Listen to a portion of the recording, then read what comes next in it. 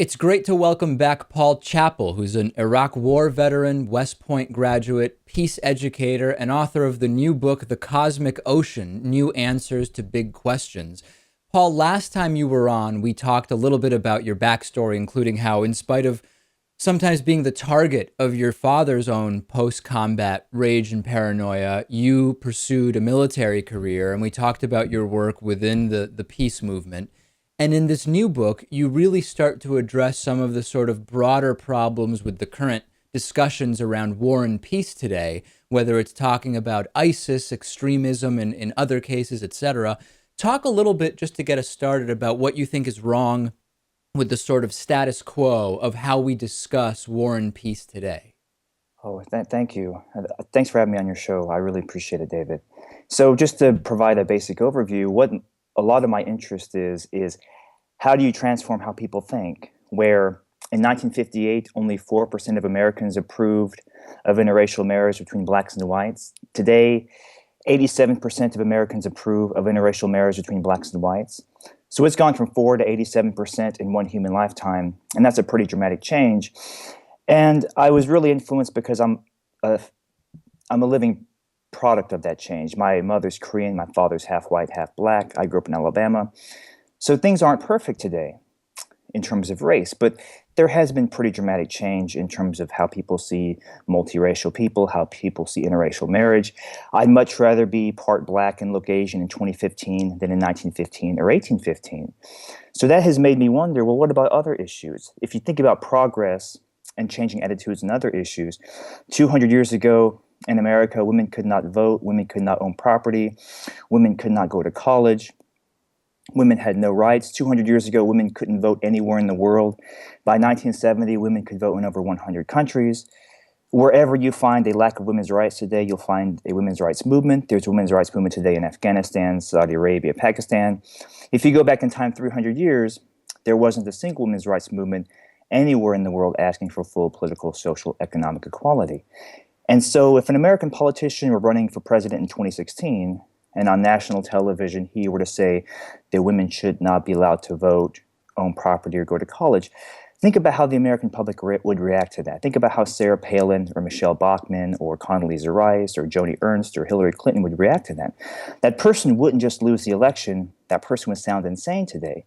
So there's an example of an issue where if you go back 200 years, probably less than 1% of the American population thought that women should have the right to vote. That wasn't even a publicly discussed issue in 1815.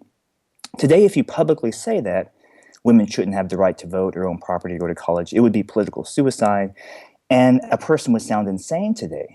So think about other issues. Are there other issues today where 50 years from now, 100 years from now, 200 years from now, maybe 30 years from now, people will look back upon us the way we look upon people who supported slavery, the way we look at people who thought the Irish were subhuman, the way we look at people who practiced animal sacrifice or human sacrifice.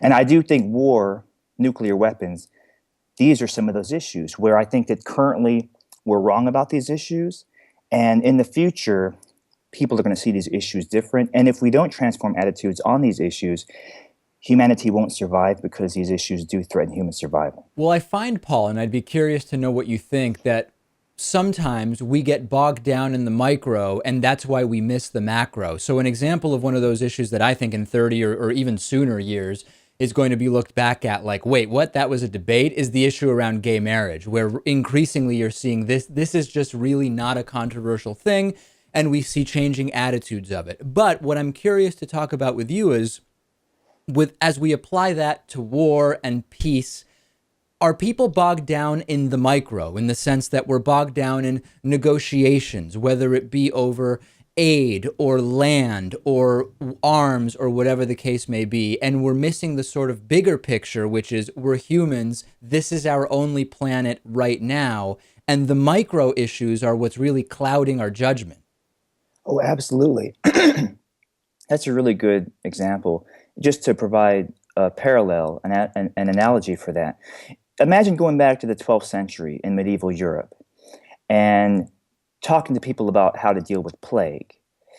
And people don't know what microorganisms are. People don't know what viruses and bacteria are. People are debating whether the plague is caused by God and the devil or whether the plague is caused by the planets and the stars.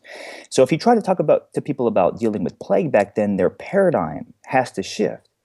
And I feel like our paradigm has to shift because we're asking the wrong questions and we're dealing with the micro, but the macro is really the paradigm. If you don't change the macro in 12th century Europe, if you don't change how people see the causes of illnesses and disease, you can't deal with the micro. And another example of that would be if you were to go back 3,000 years to the Trojan War, the Iliad took place around 3,200 years ago, roughly. If you were to talk to people back then about literacy, people would have no idea what that means. People had no understanding of what that was. That was a pre-literate culture. Today, if there was a high school in America that had a 0% literacy rate, that'd probably get international media attention. If there was a high school that had a 0% literacy rate, because we realize today that literacy is the foundation of education. There's a reason why slave owners made it illegal for slaves to learn how to read. There's a reason why dictators banned books. There's a reason why the Nazis burned books, because to oppress a large group of people, you first have to control how they think. Literacy gives you a way out of ignorance, and also literacy gives you access to new kinds of information like science and history. So I think that we have a pre-literacy right now, just as the early Greeks and the Trojans were pre-literate in reading. We live in a society that is pre-literate in our shared humanity. If you ask 100 people what is our shared humanity, you get 100 different answers. We live in a society that is pre-literate in waging peace. We live in a society that is pre-literate in the art of living. So when I was in the Army, I saw how people had excellent training in waging war.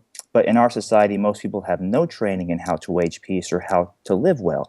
We're not taught how to have empathy. We're not taught how to resolve conflict. We're not taught how to listen. We're not taught how to calm ourselves down, calm other people down. We're not taught how to overcome fear.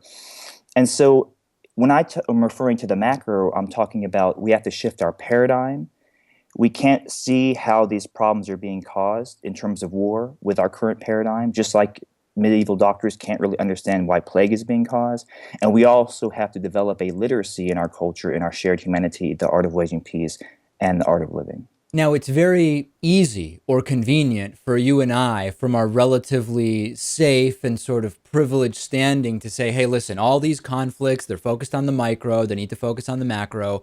However, there needs to be some pragmatic bridge to that, right? If you talk to anybody who's engaged in, for example, civil war currently in their country, or if we talk about what's going on with ISIS or the Israeli-Palestinian conflict, if we were to just parachute down and be really convincing and say, hey, let's all calm down here, let's experience a paradigm shift, we're all humans here, we need something that's going to bridge us to a point where people would listen to us, right? And what might that be?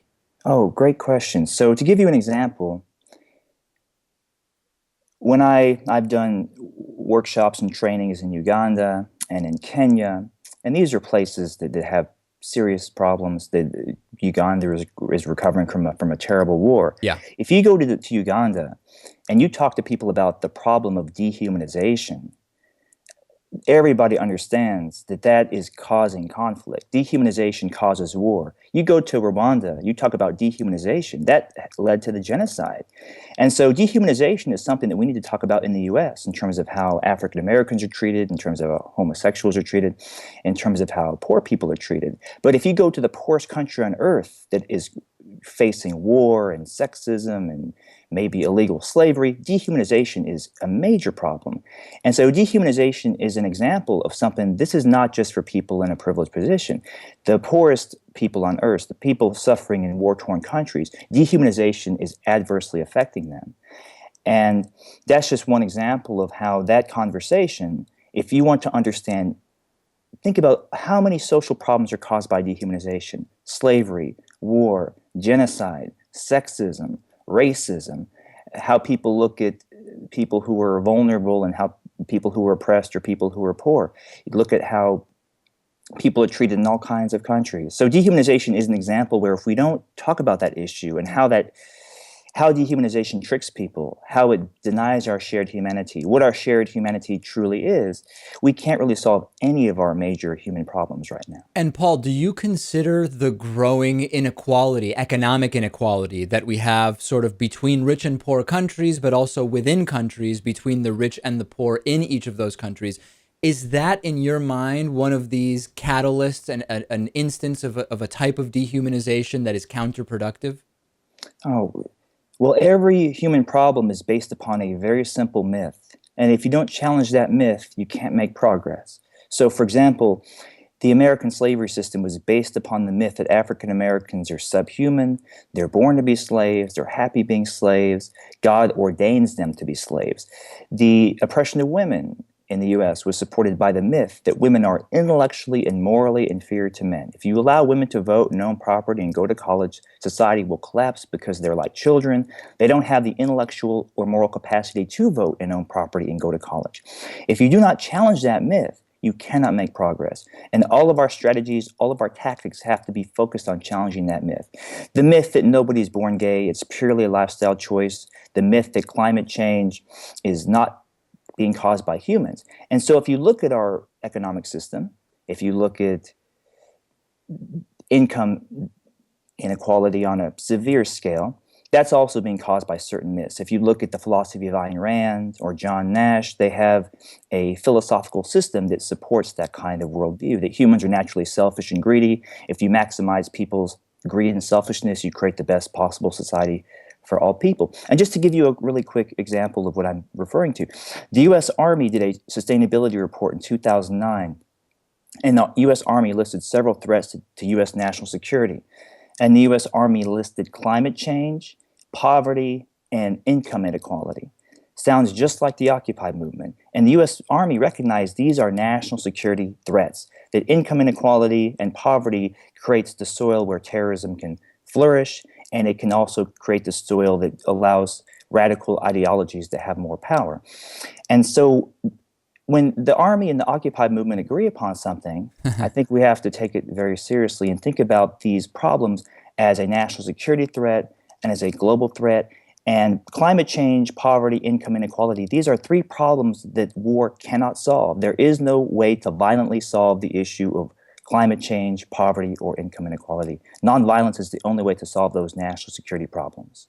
Could not have said it better myself. And let me remind everybody, the book is The Cosmic Ocean, New Answers to Big Questions. And we've been speaking with the book's author, Paul Chappell. So great to have you on again, Paul.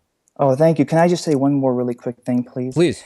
In terms of pragmatism, I just wanted to emphasize that the pragmatic, practical approach is to deal with the root causes of our problems. That is the practical, pragmatic approach.